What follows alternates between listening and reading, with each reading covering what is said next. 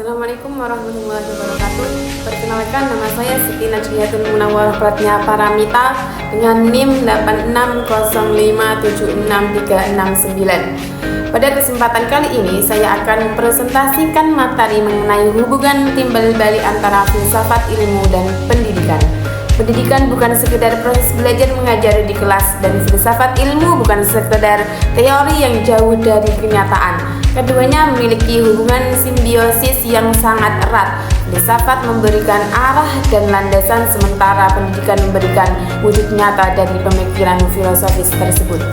Pertama, mari kita bahas bagaimana filsafat ilmu mengawasi dan memperkuat ilmu pendidikan. Dalam hal ini, filsafat ilmu berperan sebagai penjaga gawang moral dan intelektual. Secara eksistensi, filsafat ilmu memastikan bahwa pendidikan memiliki landasan teori yang kokoh, sehingga pendidikan tidak hanya berjalan mengikuti tren tanpa dasar. Secara keilmiahan, filsafat ilmu memberikan metodologi yang jelas, artinya praktek pendidikan seperti metode mengajar harus bisa dipertanggungjawabkan secara saintifik. Secara nilai, filsafat memastikan bahwa pendidikan tidak bebas nilai. Pendidikan harus memiliki komitmen etis untuk membentuk karakter manusia, bukan sekedar mencetak mesin pekerja.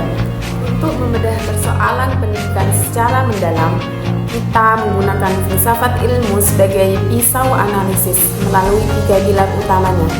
Yang pertama, ontologi. Di sini kita bertanya, apa sebenarnya hakikat pendidikan itu?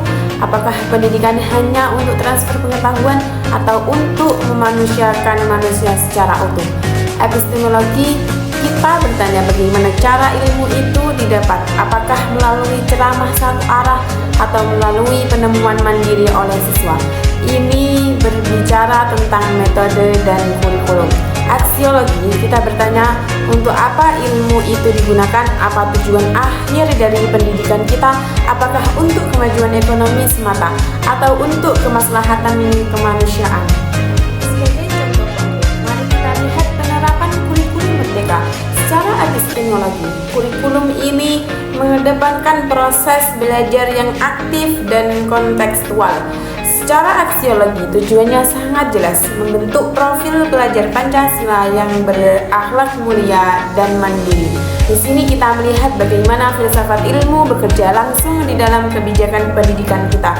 Sebagai penutup, filsafat ilmu dan pendidikan adalah dua hal yang tidak bisa dipisahkan.